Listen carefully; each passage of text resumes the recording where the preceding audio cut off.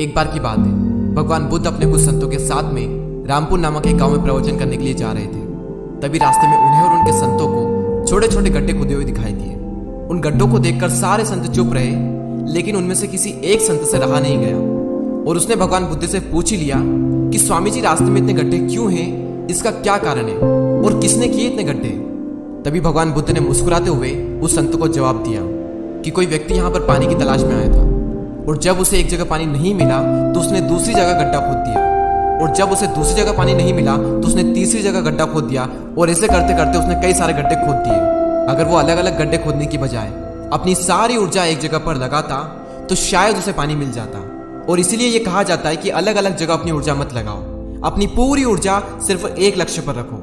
अलग अलग जगह पर ध्यान लगाओगे तो तुम्हें किसी भी जगह पर कुछ भी हासिल नहीं होगा, धोबी के कुत्ते जैसी हालत हो जाएगी, ना घर का ना घाट का।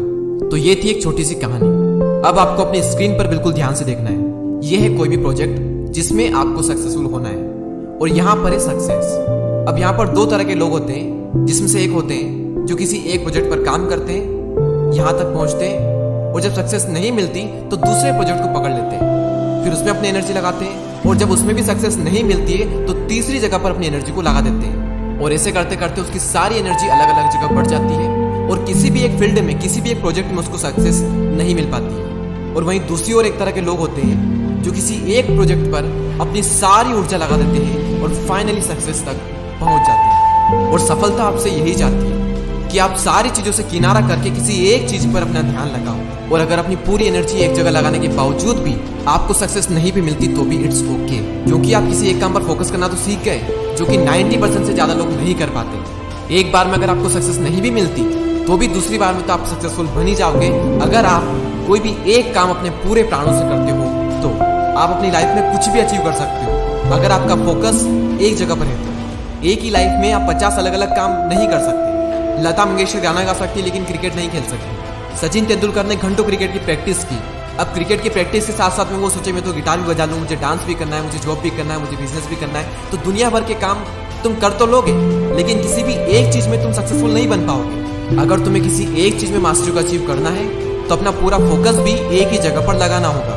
दुनिया के आधे से ज्यादा लोग सिर्फ इसलिए कुछ नहीं कर पाते क्योंकि वो सोचते हैं कि मैं ये भी कर लूँ, मैं वो भी कर लूँ, पूरी दुनिया के काम मैं ही कर लूँ। और वो पूरी दुनिया के काम कर भी लेता है, लेकिन किसी भी चीज में वो ज्यादा कुछ नहीं उखाड़ पाता। कई सारे लोग मुझसे कहते हैं कि तू अपनी फील्ड में इतना घुसा रहता है कि तुझे बाकी फील्ड का नॉलेज ही नहीं। मैं कहता हूँ कि जब अपनी फील्ड में इतना कुछ जानने को है तो बाकी फील्ड का नॉलेज लेकर मैं क्या करूंगा। आप लाइफ में ऑलराउंडर नहीं बन सकते। आप क्रिकेट में ऑलराउंडर बन जाओ चलेगा, लेकिन लाइफ में आपको या तो बैट्समैन बनना पड़ेगा या फिर बॉलर बनना पड़ेगा। अगर बैट्समैन बनना है तो बॉलिंग छोड़ दो, और अगर बॉलर बनना है तो बैटिंग छोड़ दो। बिल गेट्स कहते हैं कि मैं अपनी जिंदगी में सिर्फ इसलिए सफल हुआ क्योंकि मैंने बहुत ही कम चीजों पर फोकस किया। तो पहले आराम से बैठकर ये सोचो कि कहाँ पर फोकस करना है, और उसके बाद उन चीजों को डिसाइड करो जहाँ पर आपको फोकस नहीं करना है, क्योंकि कई बार फोकस ना करना फोकस करने से भी ज्यादा इंपॉर्टेंट होता है। सो आई होप कि इस वीडियो का मैसेज आप समझ चुके हो। ऐसे ही और वीडियोस को देखने के लिए चैनल को सब्सक्राइब करके बेल आइकन को प्रेस कर दें। मैं मिलूंगा आपसे अगली वीडियो में, तब तक के लिए जय हिंद, जय भारत।